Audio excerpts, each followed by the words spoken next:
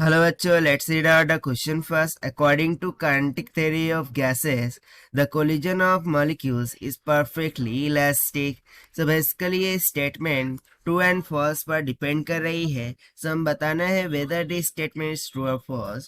So statement में क्या बोल रहा है कि according to kinetic theory of gases, kinetic theory of gases के according जो collision of molecule होता है वो perfectly elastic होता है. तो चलिए देख लेते हैं हम सोल्यूशन से. But before of its let's talk about the key concept which we are going to use here for this question. So यदि मैं यहाँ पर बात करूँ परफेक्टली इलास्टिक के कॉन्सेप्ट की, ठीक है, सबसे पहले तो हम परफेक्टली इलास्टिक के कॉन्सेप्ट के बारे में डिस्कस करते हैं. सो देखिए बेसिकली परफेक्टली इलास्टिक के कॉन्सेप्ट में क्या होगा कि यदि दो मॉलिक्यूल्स है, लेट सपोज कि ये वाला राइटवर्ड डायरेक्शन मूव कर रहा है और ये सेकंड बॉडी लेफ्टवर्ड डायरेक्शन में मूव कर रहा है. अब ये दोनों आते हैं एक दूसरे से कोलिजन कर जाते हैं और with same velocity and energy. क्या बोल रहा हूं मैं? With same velocity and energy एक दूसरे से टकराने के बाद अपोजिट डायरेक्शन में क्या कर जाते हैं, मूव कर जाते हैं. सो इस टाइप के जो कोलिजन होता है उसे हम कहते हैं परफेक्टली इलास्टिक कोलिजन. से यहाँ पर आप कंसेप्ट की बजाय कोलिजन कर लीजिए, right.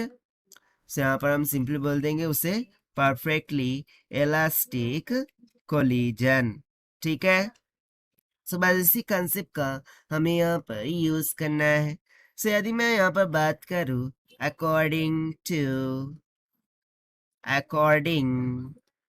To kinetic theory, according to kinetic theory of gases, according to kinetic theory of gases.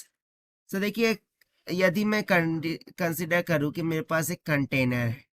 अब उस कंटेनर में मैंने कोई भी एक सैंपल ऑफ गैस कंसिडर कर लिया है. ठीक है, इसमें क्या है, एक सैंपल है गैस का. अब बेसिकली गैस में क्या होंगे, मॉलिक्यूल्स होंगे. ठीक है ना, मॉलिक्यूल्स ऑफ दिस गैस होंगे. सो बेसिकली ये जो मॉलिक्यूल्स ऑफ गैसेस है वो रैंडमली किसी भी डायरेक्शन में क्या करते हैं, मूव करते रहते हैं इस तरीके से. रैंडमली किसी भी डायरेक्शन में, ठीक है, उनकी डायरेक्शन फिक्स नहीं होती. वो रैंडमली किसी भी डायरेक्शन में क्या करते हैं, मूव करते रहते हैं. अब जैसे ही दो मॉलिक्यूल्स एक दूसरे से यहाँ पर आकर के टकराते हैं, सो टकराने के बाद वो क्या होते हैं, with same type of kinetic energy वो क्या करते हैं, अपोजिट डायरेक्शन में मूव कर जाते हैं.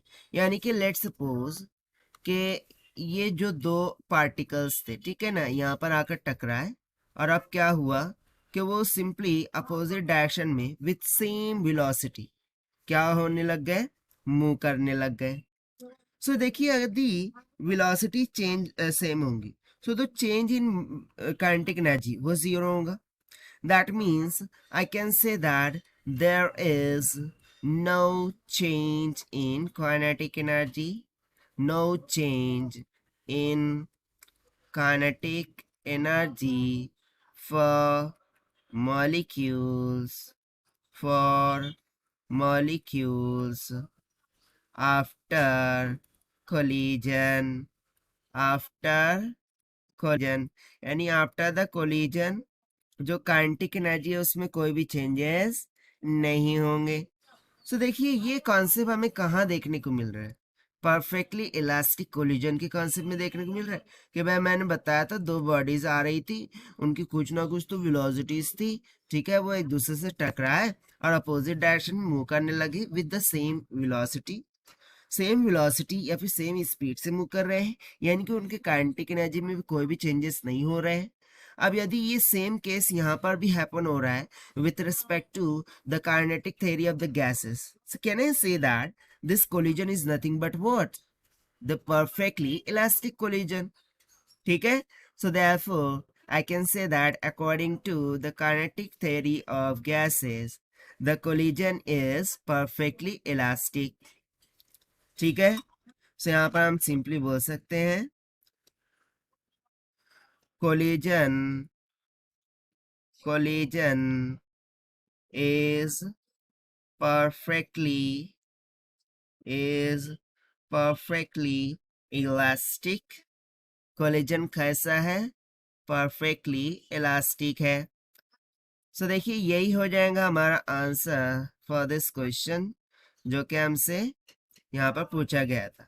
सो according to this all the discussion हम क्या बोल सकते हैं कि जो गिवन स्टेटमेंट है वो एब्सोल्युटली क्या हो गई? ट्रू हो गई.